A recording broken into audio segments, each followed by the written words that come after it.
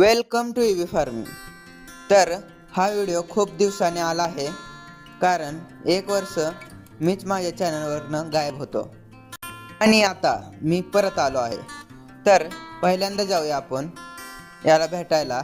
आणि माझ्या ऑडियन्ससारखं हाही कन्फ्यूज आहे. तर आता घरी बसल्या बसल्या मला एक काम सुचलं आणि मी थेट निघालो आपल्याला दुधी भोपळा आणायसाठी. तर आता आपण जाऊया आधी दुधी भोपळ्यापाशी, पण त्याच्या आधी याला डोचून जाऊया. आणि तुम्ही बघू शकता हा नाराज होऊन बसलाय आता माझ्यावर.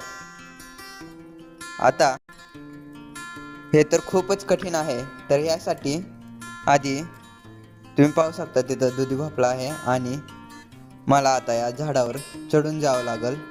तर चला याची सुरुवात करतो. पहिल्यांदा नीटनेटकं पोचू त्याच्या पतर.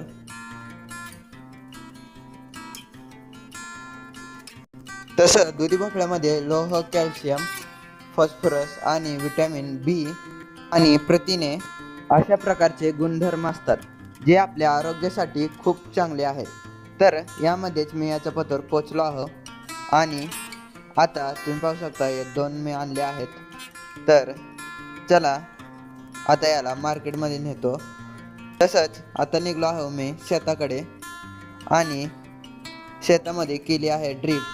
तुम्हालाही दाखवतो. तर अशा प्रकारे ड्रीप केली आहे, हे तुम्ही पाहू शकता. या ठिकाणी हे ड्रीप आहे. तर हे तुम्ही पाहू शकता कृषीधन आपण या ठिकाणी वापरलं आहे कोठारीचं. आणि यानंतर या चॅनलवर व्हिडिओ कंटिन्यू बनणार आहेत. त्यामध्ये मी पुढच्या व्हिडिओमध्ये कोठारीचे हे ड्रीप कसं हाताळले आणि आपण या ठिकाणी काय काय केलं आहे ते सांगणार.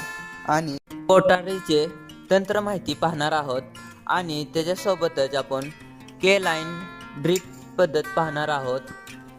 आणि त्याच्यासोबतच आपण पाहणार आहोत यामध्ये तुम्ही या ठिकाणी पाहू शकता कृषी क्षेत्रामध्ये कोठारीचे कार्य आणि ऊसासाठी लागणारी कृषी क्षेत्राची माहिती ह्या ड्रीपच्या सांगितलं आहे पूर्ण, ते पाहणार आहोत. आणि कोठारीचे विविध पाईपचे प्रकार आणि त्याच्यासोबतच यासोबत तुम्ही पाहू शकता ड्रीपसोबत कॉक आणि फिल्टरचे प्रकार पाहणार आहोत.